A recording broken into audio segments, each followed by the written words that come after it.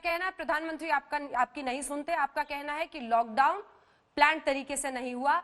आपका कहना है कि जनवरी के बाद फरवरी में ही जो विमान थे, कम से कम इंटरनेशनल, अंतर्राष्ट्रीय, अंतर्राज्य, उस पर सरकार को रोक लगानी चाहिए थी। अब मैं आती हूँ, आपने कहा कि हम गरीबों, ठीक है, गरीबों का फर्ज निभाते हैं, गरीबों की आवाज बनने का, लेकिन राजनीति का कर्ज का आरोप इसलिए लगता है क्योंकि प्रियंका गांधी, जिनका नाम अभी तक आपने इस इंटरव्यू में नहीं लिया है, वो 1000 फ्री बसों का प्रस्ताव रखती हैं उत्तर प्रदेश सरकार के लिए। अब सर, अगर इसमें राजनीति नहीं थी तो क्या था?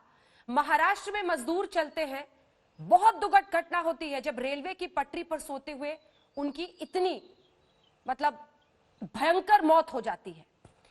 राजस्थान से मजदूरों को जाना था यूपी, विवेक तो इस बात में था कि राजस्थान, महाराष्ट्र को ये बसें जानी चाहिए थी। क्या ये राजनीतिक स्कोरिंग के लिए ही योगी सरकार को नहीं भेंट की गई थी? महाराष्ट्र और राजस्थान क्यों नहीं भेजी उन्होंने?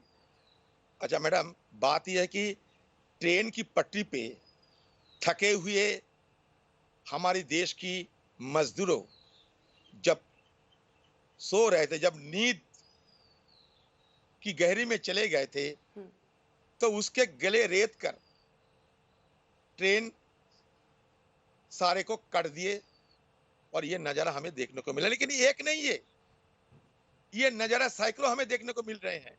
तो इसका क्या दोष प्रियंका गांधी जी की है? ये रेल की पटरी किसका है? रेल की। चलाता है कौन? रेलवे। तो पटरी पे किसका गला काटते हैं? मजदूरों को। किसने काटता है? हिंदुस्तान की रेल। तो ये क्या दोष प्रियंका गांधी जी की है? रास्ते में चलते चलते बस ट्रक कुचल के चले जाते हैं, ये क्या प्रियंका गांधी जी की दोष है? रास्ते में चलते चलते भूखे प्यासे लोग मर जाते हैं, ये क्या प्रियंका गांधी जी, सोनिया गांधी जी और राहुल गांधी की दोष है? ये सरकार को और कुछ तरह नहीं दिखा देते। हर वक्त ये गांधी फैमिली, नहीं तो प्रियंका गांधी, या तो राहुल गांधी, या तो सोनिया गांधी।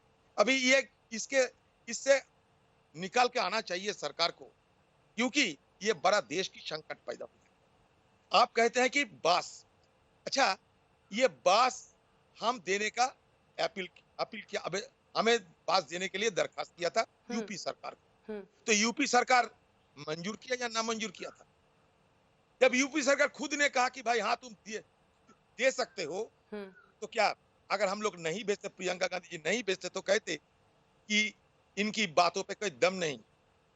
अब जब भेजते हैं तो देखते हैं कि ये बास अगर चलाए तो सरकार की बदनाम होगी, तो हम किस तरह जाएंगे?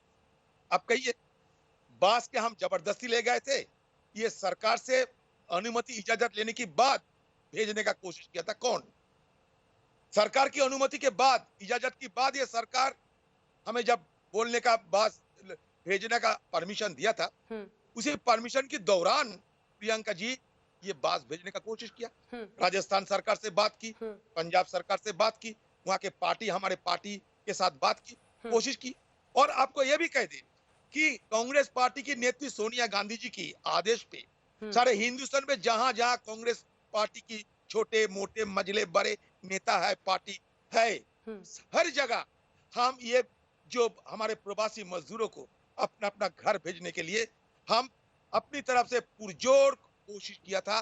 जितने हमारा दम है उतने दम तक कोशिश किया था। इसलिए महाराष्ट्र से भी ये बंगाल में बास आते हैं कांग्रेस पार्टी की तरफ से। अब सुन लीजिए, कर्नाटक से भी आते हैं, केरल से भी आते हैं, आंध्र प्रदेश से भी आते हैं, ये भी आप जान लीजिए।